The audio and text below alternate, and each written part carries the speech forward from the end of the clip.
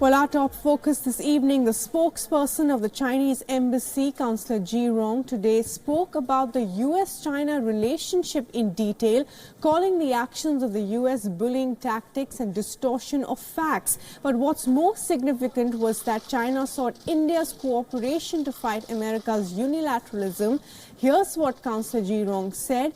He said China will continue to take necessary measures to resolutely defend its sovereignty and firmly safeguard its security and development interests. The so-called militarization of South China Sea by China is distorting of facts. Practicing unilateral trade protectionism in the name of national security and fair trade will not only affect China's economic development but also undermine the external environment of India and hinder India's booming economy. Now, China and India share common interests in defending the multilateral trading system and free trade, he said. Facing unilateralism and bullying activities, China and India have more reasons to join efforts to build a more just and reasonable international order. Going on to say, under the current circumstances, China and India need to deepen their cooperation to fight trade protectionism. As the two largest developing countries and major emerging markets, China and India are both in the vital stage of deepening reform and developing economies. Both need stable external environments. And just yesterday, in fact, President Donald Trump had repeated his threat to impose tariffs on $267 billion worth of additional Chinese imports if China retaliates.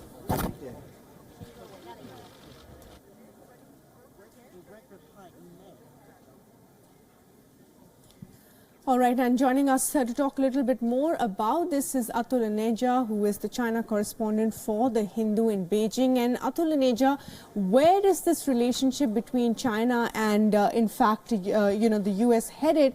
And where do we come into the picture? A very interesting statement today by the press, by the Chinese consular here at the embassy. Well, we are living in momentous times. And when you talk about the China-US relationship, it is taking a visible nosedive, and nothing could have symbolized it better than the back and forth between the Chinese Foreign Minister Wang Yi and the visiting US Secretary of State Mike Pompeo day before yesterday. The Chinese Foreign Ministry has followed up with that exchange between these two foreign ministers with another statement yesterday, further criticizing US for the problems which the US economy is facing. It talks about that China is not interfering in the internal affairs of the United States, an accusation which was made by Mike, the US Vice President. So I think day before yesterday can be seen as a benchmark where the trade war seems to be mutating into a Cold War. Much broader, the security issues are coming into play. South China, Taiwan, it's all getting interlinked in a new phase of a Cold War-like confrontation between China and the United States. Right. Now that's on the China-US track. And where does India come into the picture? India comes into the picture. In fact, the Chinese anticipated India's role within it right during the April Wuhan summit. I don't think the Wuhan summit would have taken place had the Chinese not realized the urgency of a closer relationship with India, given the headwinds coming from the United States. So I'm not entirely surprised by what the spokesperson of the Chinese embassy has said today. Right. But to state it so clearly and so emphatically is something, again, which has to be noted. I think today, again, we see the Cold War equation coming between US and China and the outreach to India. Right. There is no ambiguity anymore. Right. But Mr. Aneja, this is, of course, virtually asking us to join hands with them to fight the Americans. But if we see our own sort of military cooperation with the Americans in the Indo-Pacific and our worries in the South China Sea, how does this collaboration really fit into that larger scheme of things? Sure. So I think it's a great question because I think India has reached a point of inflection. I mean, where does it really belong? Does it belong to the Indo-Pacific Quad or does it belong to Eurasia with China and Russia coming in as its core partners? I mean, I think we'll have to take a call somewhere that dominantly where are we and then play the other side accordingly. I think that call has not been taken by India as of yet. So I think despite all the talk and some significant military collaboration between India and the United States, I think it's the Russians which took away the cake with the S-400 deal. There's a talk about $2 billion for a Akula-class nuclear submarine. Now, these are strategic weapons. These are not 16s and others. So in terms of action, you can clearly see which direction. Yes. It is a course correction, I would say. I thought we were going too far with the Americans during Obama's time. And now we're stepping back away and balancing our relationship with the United States with very strong...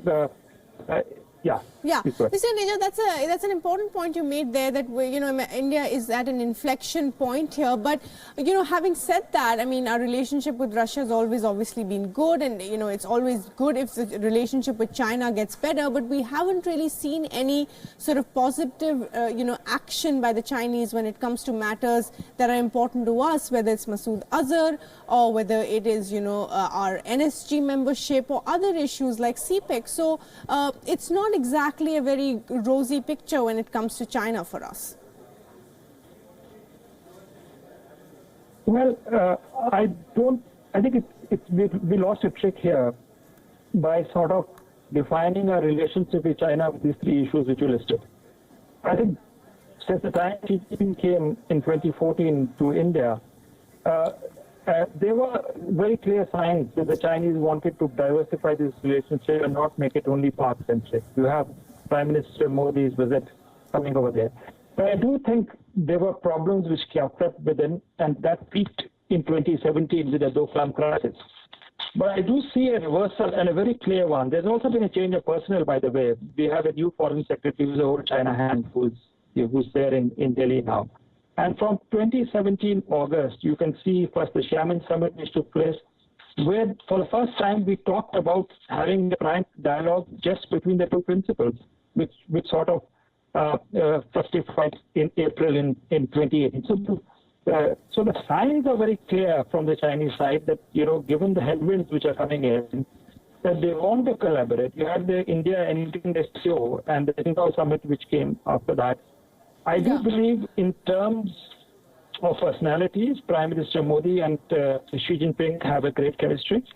But I do take a point that now with the framework there and the external conditionality which has come in terms of the United States, we should logically see some more traction in real tangibles between India and China. I will not be surprised if that happens now, given the big picture and the vulnerabilities. In fact, not just of China, but India too has several problems with the United States. So there are greater points of convergence. But I do agree that now these points of convergence need to be seen in something very tangible. And I will not be surprised if these tangibles come between now and the next 6 months.